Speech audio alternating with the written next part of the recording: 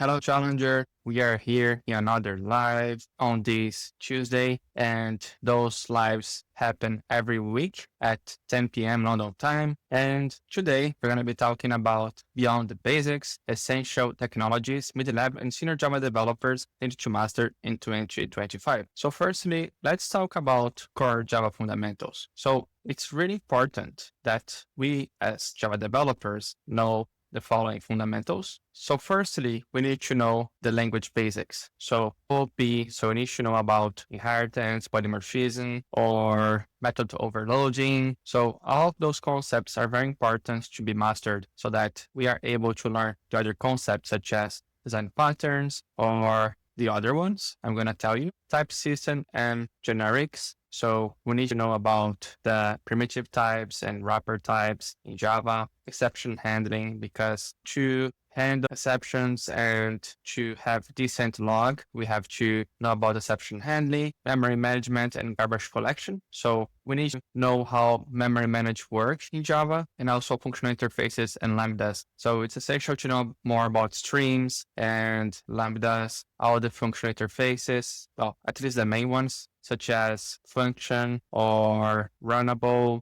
or consumer. So all of those interfaces are important to know. And the structure, such as collections, framework, list apps, implementation, queues, and concurrent collections, stream API and function operations, data operations. So we need to know about those common structures because we will usually use all of them during an interview. Well, not all of them, but we might use, some of those data structures. And if we don't know about them, we will probably fail in the interview. And we need also to know about concurrency, such as threading fundamentals, synchronization mechanism. So such as using the synchronized keyword and also using locks in Java, executor service and thread flows. We need to know also about virtual threads, completable future, and atomic operations. And also like avoiding race conditions and all of those things, JVM internals like class loading, memory model, just-in-time compilations, performance tuning, bytecode understanding. So we need to know at least the basics of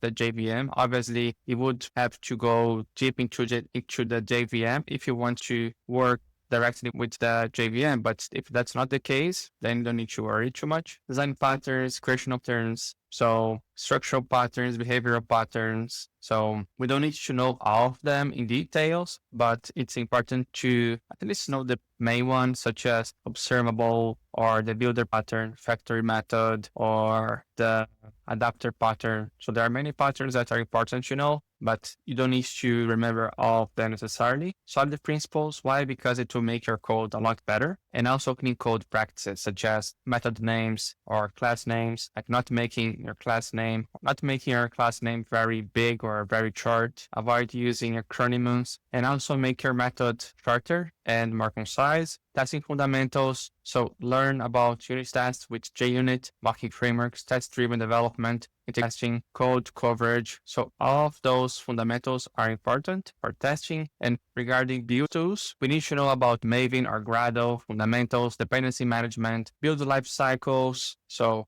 what happens usually when you push the code to Git, like so you're going to compile the code, then you're going to run the JUnit, and then you're going to see if there is any merge conflict, and then only if everything is okay, then you're going to be able to merge the code. Project structure and configuration management, version control. So we also have here Git workflow, branching strategies, code review practices, collaborative development, and release management. So it's very important to know about Git workflow. What is the workflow from Git? So like I said, usually it will verify if there is any code conflict in your branch. If everything is okay, it's going to check the compilation. Then it's going to check if the JUnit tests are passing. Then usually you would be able to merge your pull request. And other features from the core Java that is important are, the modern Java features from Java 21 plus. So features such as virtual thread or recall or text blocks or sealed classes, all of those features are very important,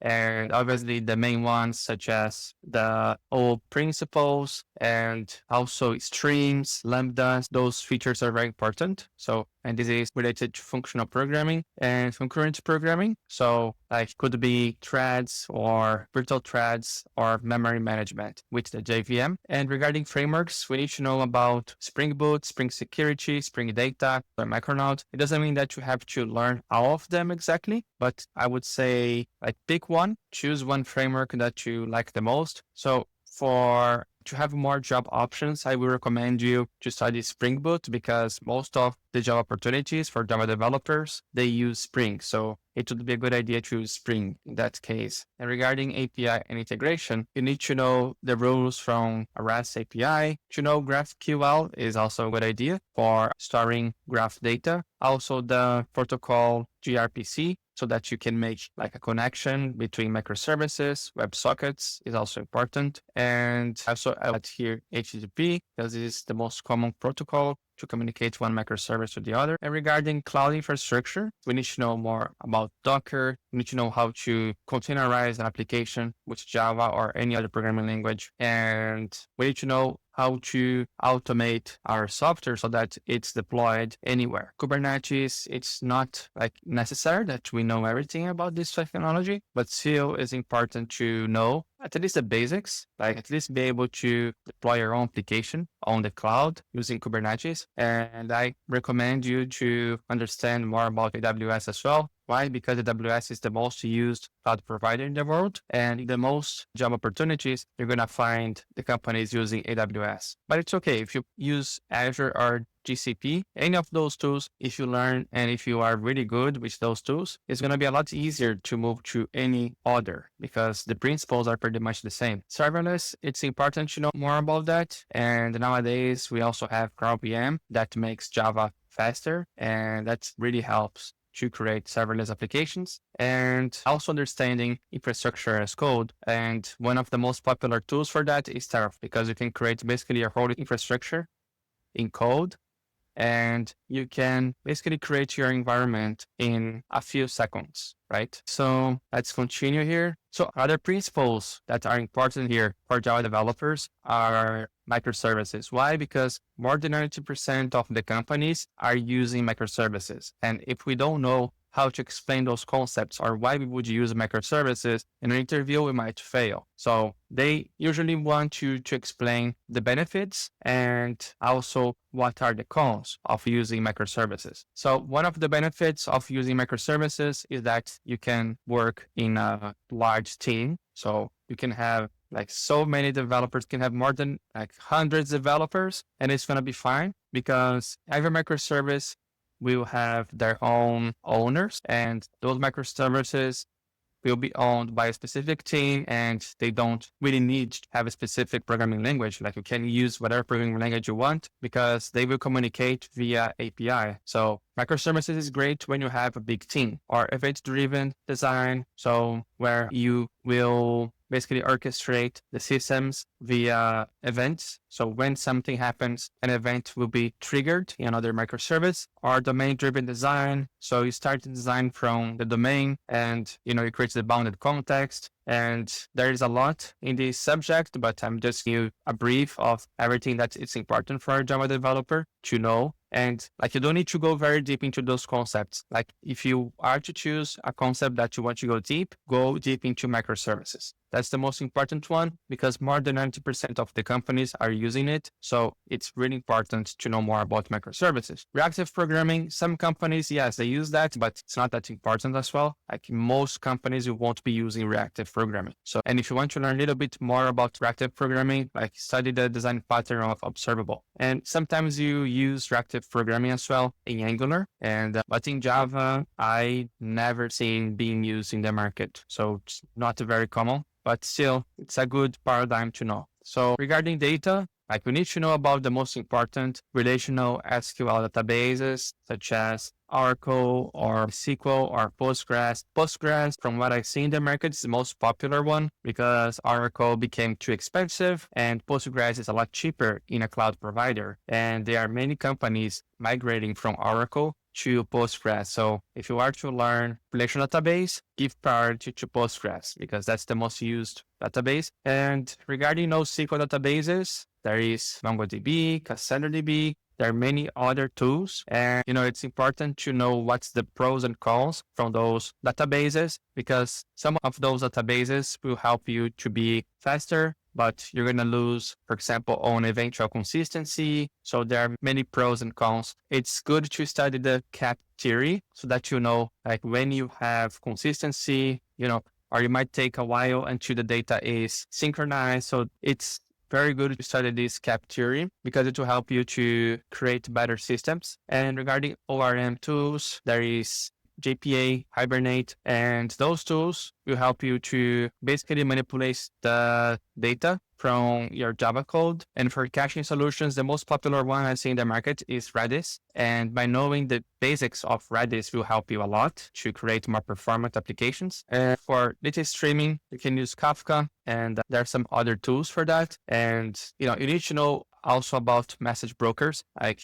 maybe understand about RabbitMQ, why you would use a message broker, because those message brokers are very, you're going to message brokers in most of the companies. So it's a must to know technology for every Java developer. And you must know in what situation you would be using those tools. And regarding DevOps, you need to know at least the basics. You don't need to know everything about DevOps because you're not a DevOps engineer, but you need to know about CI/CD pipelines or where to look at the logs, because sometimes you won't be able to have any logs with tools such as DataDog or any other tool like that. Sometimes you just have access to logs on Jenkins. So you need to know how to analyze the code, how to analyze the logs from Jenkins. And GitHub workflows have to understand what is the Git workflow, like what happens in your code. Once you create a pull request, you have to understand what's the whole process. So first you create the pull request, and then you firstly, Git will check if there is any conflict in the code, and then you're going to compile the code, then you're going to run the unit tests,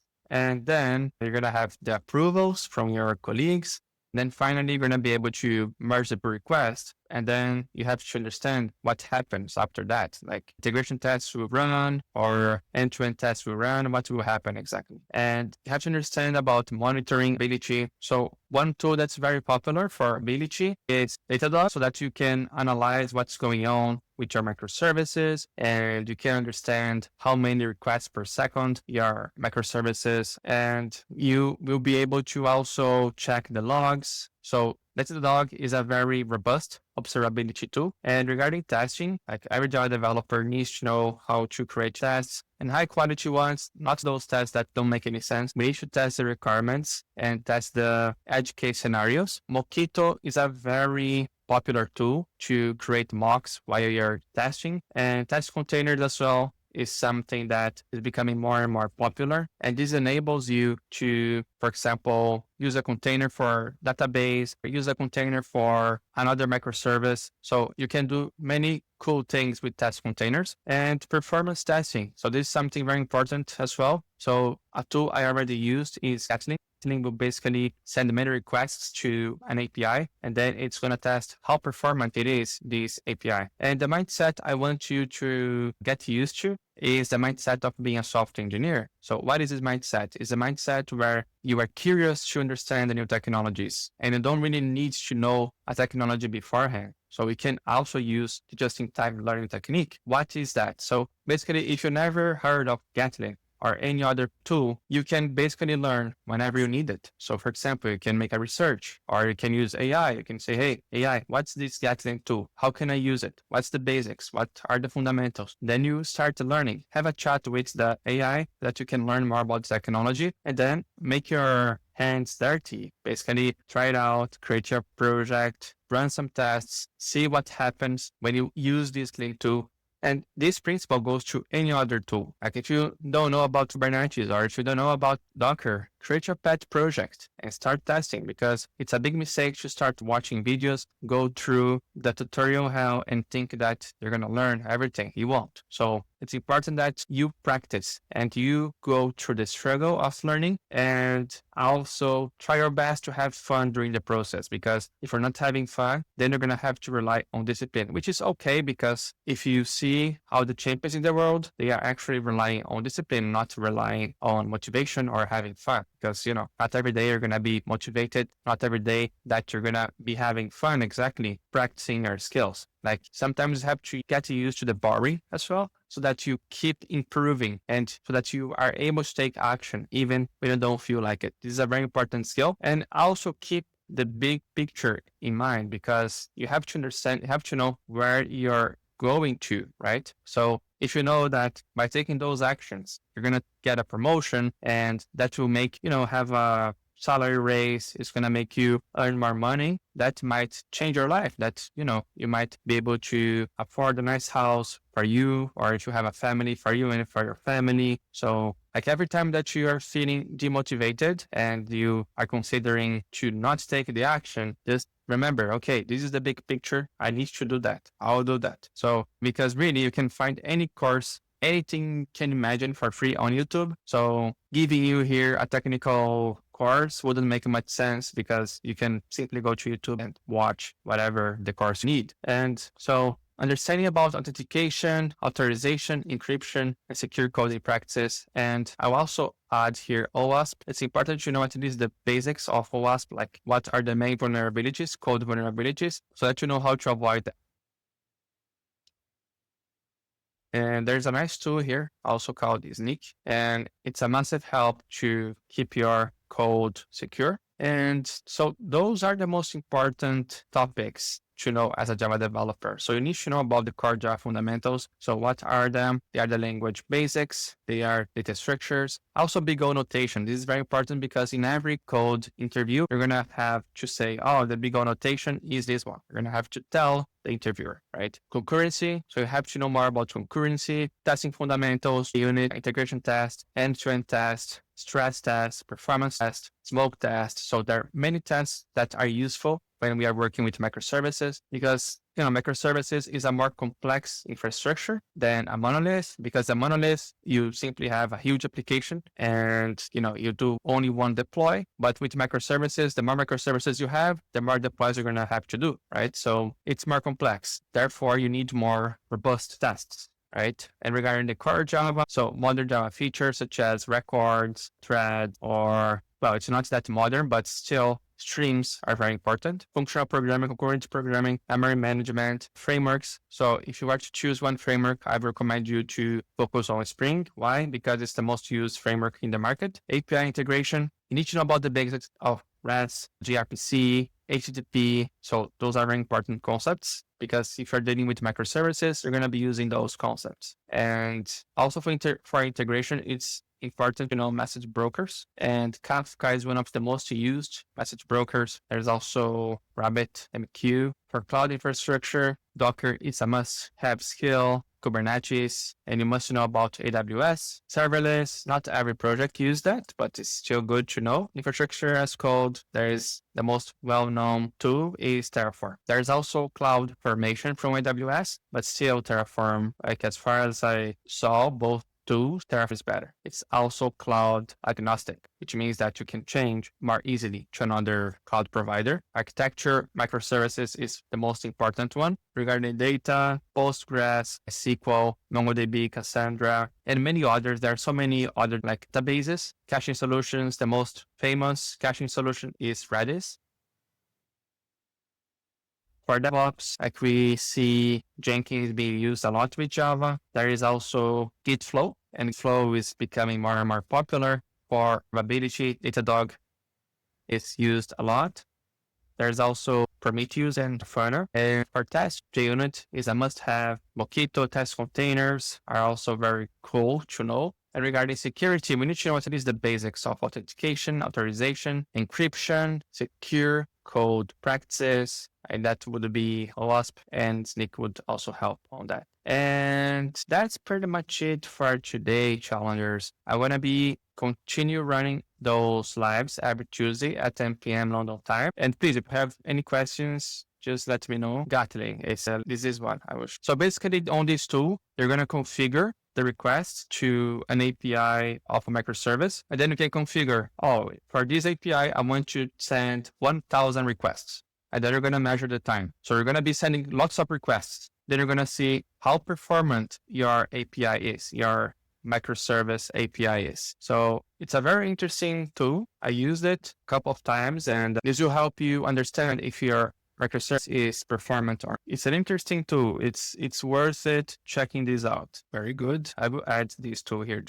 I'll add on the mind map, Kathleen. This is usually the most common tool you're going to see in the market. They're going to be using that. Okay, let me put here. Okay, I'm looking forward to meet you there. And if you're here the next Tuesday, I'm also looking forward to talk further with you. And yeah, that's a great decision, right? Great that you, instead of, you could be watching Netflix, you could be doing anything else, but you're not focusing on your career now. So congratulations on taking the action. Yeah, this is related on how to gain visibility and how to show your work, because it's not only technical side that is important. Obviously, it is important. It's 50% of the equation, but the other 50% is knowing how to negotiate, is knowing how to show your work, like what's your reputation, what people think of you. Do people think, oh, Ricardo is amazing developer. Ricardo will solve my problem. So this is important, how you build a reputation, how people see you, and communication. How do you communicate? Do you communicate clearly? Are you direct about the problem that you have to solve? The other is how to share your knowledge. And doesn't mean that you have to give a talk in a conference to thousands of people, but it's important to develop the skill of giving a talk for your team, to help your team. As a senior developer, this is a very important skill, because the more senior you become, the better technically you become. And then it becomes time to, help your team, make them better software engineers, and also to gain visibility. That's a great way to gain visibility. Like it's like showing ownership. It's also showing leadership, right? And one great way to improve on their communication skills is to help junior developers, right? And I'm not saying that you should help them in the wrong way, like not giving the answer to them, but mentoring them, helping them become better. That's excellent for their careers and for your career as well, because you become a better leader and a better communicator. So just want to explain to you that just to be a little bit careful, because it's not only the technical side. It's not only that. The technical is important, but it's not only that. So that's pretty much it for today. Unless you have another question. Amazing. Amazing. Ricardo, I'm very happy that you joined the workshop. I'm looking forward to talk with you, hopefully on next Tuesday. And nice. Is there something specific you would like to learn in the next live? Yeah. Ricardo, thank you so much. And I hope to see you again very soon then. Any questions, send me a message. See you. Bye-bye.